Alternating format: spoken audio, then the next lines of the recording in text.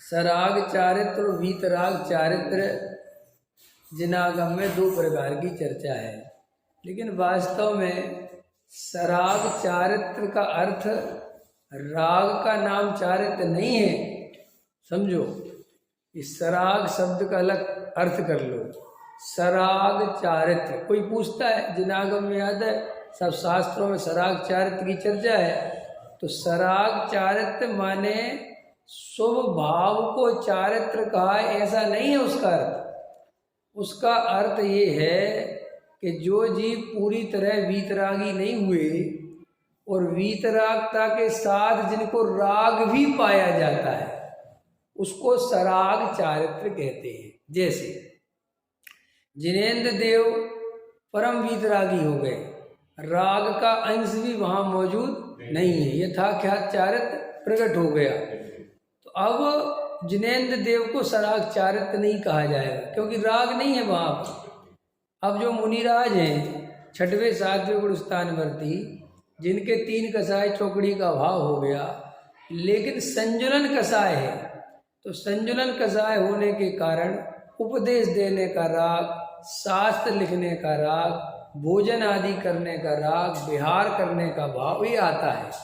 तो वो जो भाव आता है वो चारित्र नहीं है, वो चारित्र का दोष है, कमजोरी है। कि क्या कमजोरी है कि ये मुनिराज शास्त्र लिख रहे हैं, भोजन करने जा रहे हैं, ख्याल में है ना, उपदेश दे रहे हैं, तो अभी इनके राग शेष है, ख्याल में। अब कोई अज्ञानी भोला जी उनकी इन क्रियाओं को, उनके उपदेश को, शास्त्र लिखने को ही चारित्र समझ बैठता है, जबकि वो चारित्र नहीं है, लेकिन वो साथ में पाया जाता है। जैसे मिठाई का डिब्बा,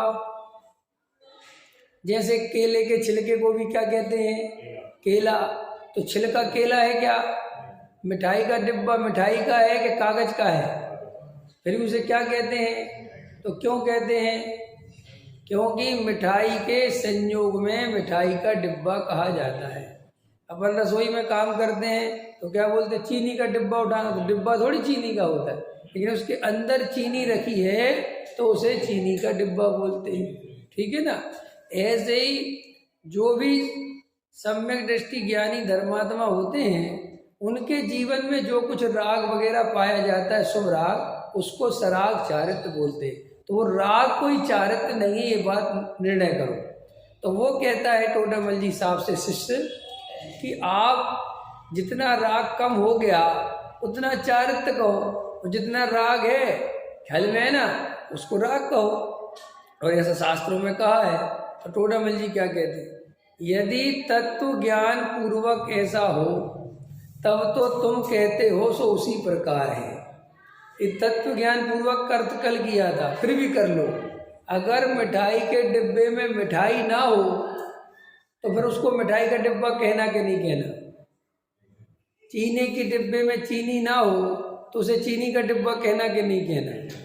केले का छिलके में से केला निकल गया तो फिर क्या बोलते? देखो भाषा कितनी पलट जाती है। छिलका उठा के फेंक दो, फिर कोई ये कहता है केला उठा के फेंक दो, लेकिन बाजार में जब लेते समय क्या कहते हो, केला क्या भाव दिया?